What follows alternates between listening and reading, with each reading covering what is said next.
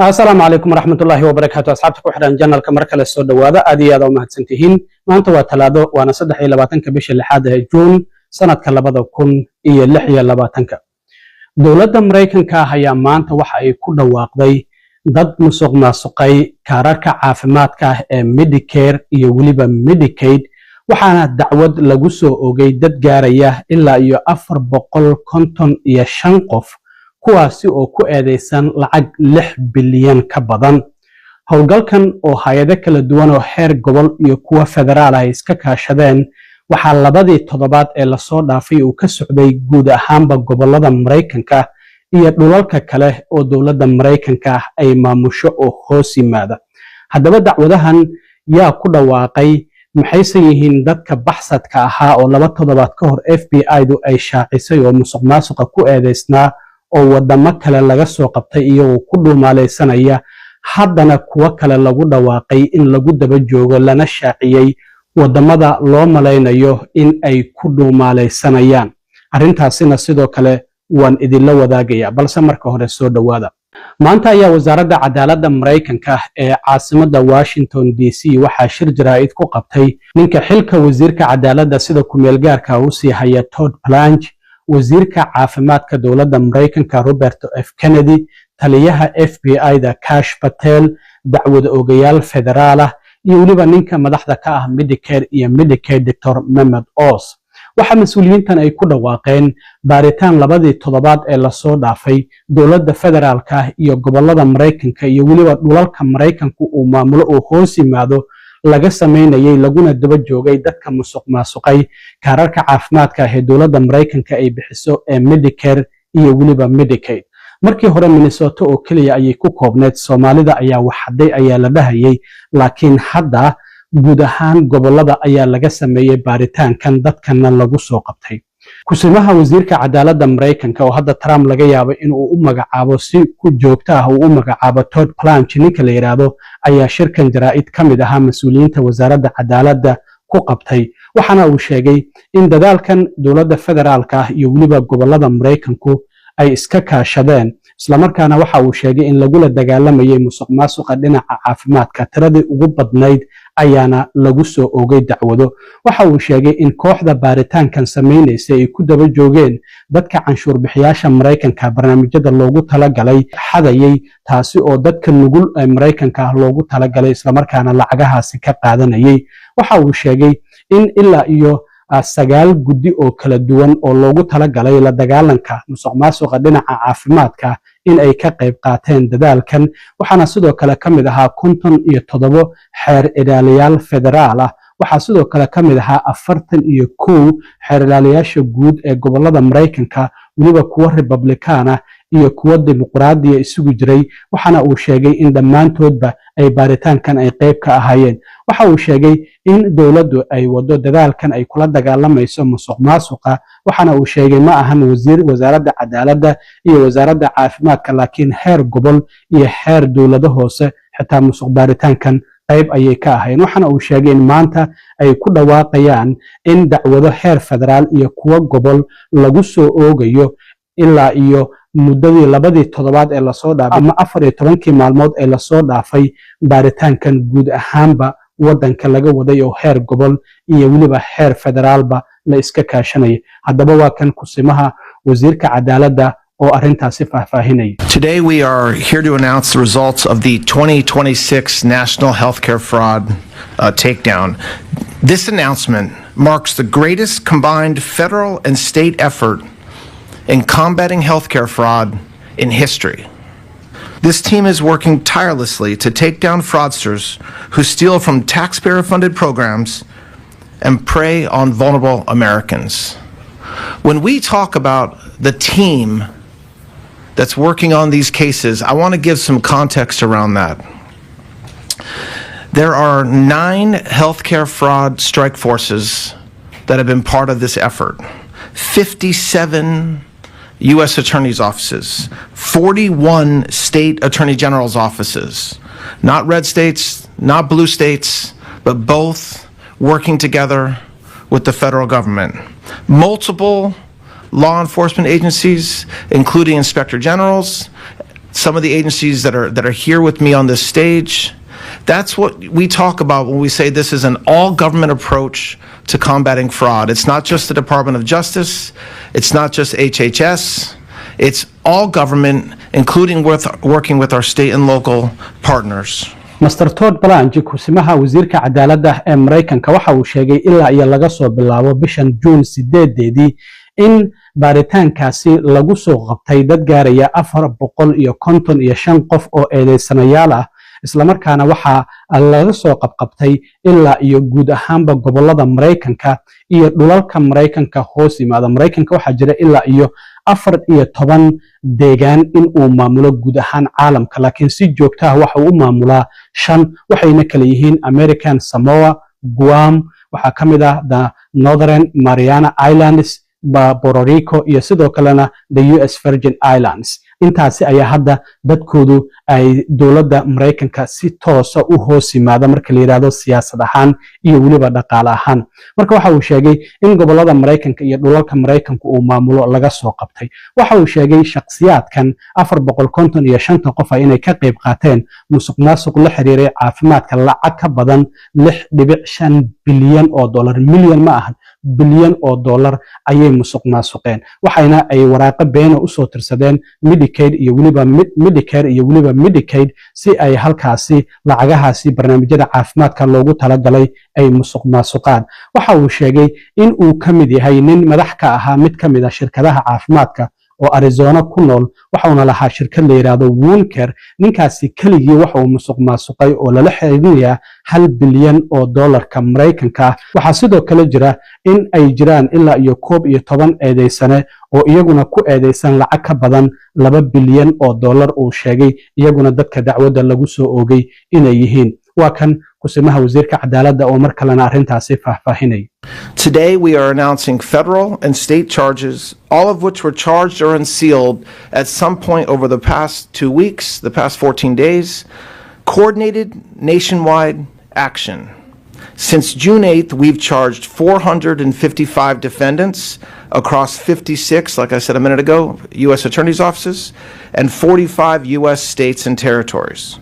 As alleged in the various indictments, these individuals participated in healthcare fraud schemes involving over $6.5 billion in false claims submitted to Medicare, Medicaid, and other healthcare programs.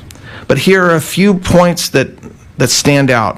In one indictment, we're bringing charges against a corporate executive in Arizona in connection to over a $1 billion fraud involving unnecessary wound grafts.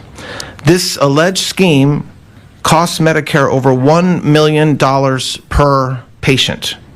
In total, our indictment charges 11 defendants for over $2 billion in fraudulent claims in connection to alleged wound care schemes. sidoo kale kusimaha wasiirka caafimaadka Todd Blanche waxa uu sheegay lacagahan dadku ay xadeen maxay ku qarash gareeyeen shakhsiyaadkan waxa uu sheegay lacagtii canshuur bixiyaasha oo ay xadeen oo malaayiin dollar ahayd in ay ka bixiyeen guryo malaayiin dollar ah in ay ku iibsadeen waxay sidoo kale ku iibsadeen gawaari oo raaxo waxaana kamid ahaa gaari la yiraahdo Maserati oo $135,000 ay ka bixiyeen waxa kamid ahaa waxyaabaha la isku qurxiyo ee jewelry-ga oo mid kamid ah uu katiinad ku iibsaday $865,000 waxa sidoo kale la yaab lahayd in hotel ku yaala xeeb ku taala Philippines 4.6 milyan oo dollar ay ku dhisayeen marka waxa uu yiri lacagtan inteeda badan dib ayaan u soo celinay lacagtii bangiyada ugu jirtay kuwa gawaarida raaxada ay ku gateen sidoo kalena jewelry-gii la isku qurxinayay waxaana uu sheegay sidoo kale in dadkan musuqmaasuqa sameeyay cadaaladda lala tiigsan doono marka waxa uu xaqiijiyay dadaalkan labadii toddobaad ee la soo dhaafay la waday in lacago fara badan dhinaca dawladda dib loogu soo celiyay oo dadkaasi lacagihii gawaarida ama guryaha ama sidoo kalena bangi accountiyadooda loogu tagay waxa uu sidoo kale sheegay dhinaca gobolada ku yaala galbeedka Mareykanka in guddi gaar ah loo sameeyay oo musuqmaasuqa la dagaalama waxa uu sidoo kale sheegay in la kordhiyay dacwadoogayaasha federaalka ah ama xeer ilaaliyaasha dhinaca gobolada galbeedka Mareykanka ku yaala waxana uu sheegay in eedeysanayaal kale oo gaaraya 295 oo Medicare ka musuqmaasuqay 518 milyan oo dollar in hadda iyagana dacwado lagu soo oogi doono. waa kan mar kale kusimaha wasiirka cadaaladda oo arrintaasi faahfaahinay. The indictment also alleges that these individuals then used the taxpayer money to bankroll multi-million-dollar homes, luxury vehicles like a $135,000 Maserati, jewelry like an $865,000 Bulgari necklace, and to top it all off, to fund the construction of a $4.6 million hotel at a beach resort in the Philippines. We're taking back the money, the luxury cars, the jewelry, and these alleged fraudsters will face justice. The coordinated actions of the past 2 weeks have resulted in over $182 million in cash and other assets seized, making clear our healthcare fraud enforcement efforts generate a significant return on investment for our taxpayers. In terms of Medicaid fraud, we're able to announce today the creation of the West Coast Strike Force and the deployment of additional prosecutors, allowing us to bring charges against a record-setting 295 defendants. Our indictments allege over $518 million in Medicaid fraud between these individual defendants. dhinaca kale shirka jaraa'id waxaa qayb ka ahaa taliyaha FBI-da Mareykanka Kash Patel. Kash Patel waxa uu faahfaahiyay in 2 toddobaad ka hor ay jireen liiska dad musuqmaasuq ku eedeysan oo baxsada oo Mareykanka ka baxsada oo 8 qof oo 4 bishan lagu dhawaaqay. Waxa uu xaqiijiyay liiskaasi dadkii ku jiray qaarkood inay soo dhiibeen. Waxa ka mid ah Saciid Cabdullaahi Ereg oo Soomaali ahaa oo 10kii bishan dowladda Mareykanka isku soo dhiibay. Waxa uu xaqiijiyay marka in maadaama dowladda Mareykanku ay arrintan ay ku taageertay wasaaradda cadaaladda iyo weliba aqalka cad, waxa uu sheegay in ay jiraan koox FBI-du ay leedahay oo la yiraahdo Foreign Transfer Custodies oo FTAX loo soo gaabiyo oo ah dadka Mareykanka baxsadka ka ah wadamada kale ee Mareykanka inay dad isu soo dhiibaan ay ka dhaxayso inay isku soo dhiibaan. waxa uu sheegay in 4 qof oo baxsada 4 qaaradood oo kala duwan 24 saac gudahooda ay FBI-du ay ka soo qabatay. waxa kamid ah nin Turkiga laga soo qabtay oo la yiraahdo Ibrahim Qalduun Hilmi. ninkan waxa uu ku eedeysnaa 3.7 bilyan oo dollar oo Medicare uu ka musuqmaasuqay. waa ninkan sawirkiisu uu idin muuqdo oo feeraha weyn. ninkan dowladda Turkiga ayaa gacan ka siisay in gacanta lagu soo dhigo dowladda Mareykanka ayaana dib loogu soo celiyay. waxaa sidoo kale jira nin kale oo magaciisa la yiraahdo Herbert Leon Kimball oo muwaadin Mareykan ah isla markaana ku eedeysnaa 1.2 bilyan oo dollar inuu musuqmaasuqay in wadanka Philippines laga soo qabtay. ninkan sanadkii 2019 ayaa dacwado federaal ah dambigooda uu qirtay waxaana lagu waday bishii Agost ee sanadkii 2024 in la xukumo. waa uu baxsaday iyadoo sidoo kalena loo jaray warranty federaal ah isla markaana lagu daba jiray. hadda wadanka Philippines ayaa isagana ninkaasi laga soo qabtay. waa kan mar kale taliyaha FBI-da oo sheegay in musuqmaasuq aan loo dul qaadanaynin dadka xadaya lacagaha canshuur bixiyaasha Mareykanka loogu talagalayna maalmahooda ay tirsan yihiin meel kasta oo ay joogaan caalamka ay ka soo qabanayaan. I just want to go over a couple of things. One such individual, the FBI is responsible for what we call foreign transfer of custodies, FTOCs. Last week, the FBI executed 4 FTOCs on 4 separate continents in 24 hours. We did this because we had the backing of the White House and the U.S. government and the Department of Justice to go out and apprehend criminals wherever they are. One such individual related to fraud was apprehended in Turkey thanks to the relationships and partnerships between Ambassador Tom Barrack and the Turkish government. Mr. Hilmi was arrested after perpetrating a multi-billion-dollar fraud in Turkey, apprehended and transferred back to the United States of America while he faced prosecution. I also want to highlight the Vice President's brilliant idea to put together a most wanted fraudsters list. The FBI has always had our top 10 most wanted fugitive list. But in 2 weeks ago, I think we were all in Ohio where we announced our most wanted fraudsters list. And in just the last 2 weeks, thanks to the help of the American people and the world, we have apprehended 2 of the most wanted fraudsters already. One of those individuals, Herbert Leon Kimball, was apprehended in the Philippines. He's an American citizen. He had been bilking, allegedly, the system against Medicaid for billions of dollars since 2014, $1.2 billion in telemedicine specifically alone. That individual was apprehended in the Philippines and transported back to the United States of America where he will now face justice.